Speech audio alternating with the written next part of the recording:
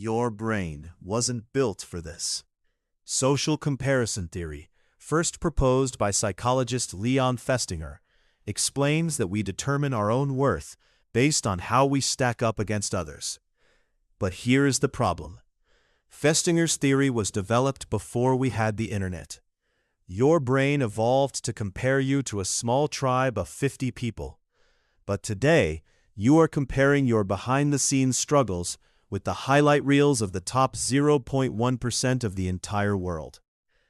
This creates a constant low-level status anxiety that tricks you into thinking you're failing just because you aren't a millionaire in your early 20s. You are literally experiencing the psychological pain of being lesser because you're measuring your real life against a digital distortion. You aren't actually behind in life. You are just a victim of a global leaderboard that was never meant to be your yardstick for success.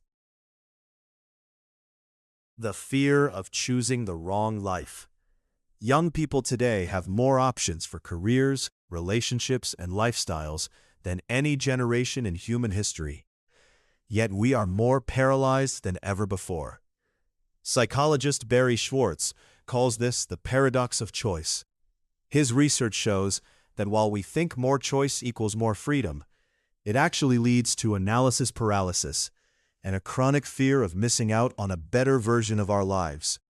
We spend our days window shopping for other people's lives on social media, wondering if we should be digital nomads, corporate professionals, or creative freelancers. This constant comparison makes us regret the choices we do make, because we are always mourning the paths we didn't take. Success in 2026 isn't about finding the perfect option.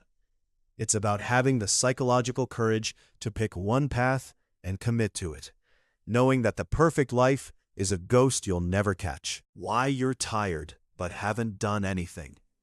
Have you ever spent your entire day busy on your phone only to feel physically and mentally drained by 5 p.m.? This is what Stanford psychiatrist Dr. Anna Lembke calls the dopamine offset. In her research on the pleasure-pain balance, she explains that every microspike of dopamine from a notification or a scroll is followed by an equal and opposite dip in your mood. When you overstimulate your brain all morning, your baseline for happiness drops, making real-world tasks feel incredibly difficult and boring. You aren't lazy, and you don't have a lack of willpower. Your brain is simply exhausted from processing thousands of irrelevant data points before you've even had your first cup of coffee. You are living in a state of cognitive overload where your mind has run a marathon while your body has stayed still, leaving you in a massive dopamine debt that you can't scroll your way out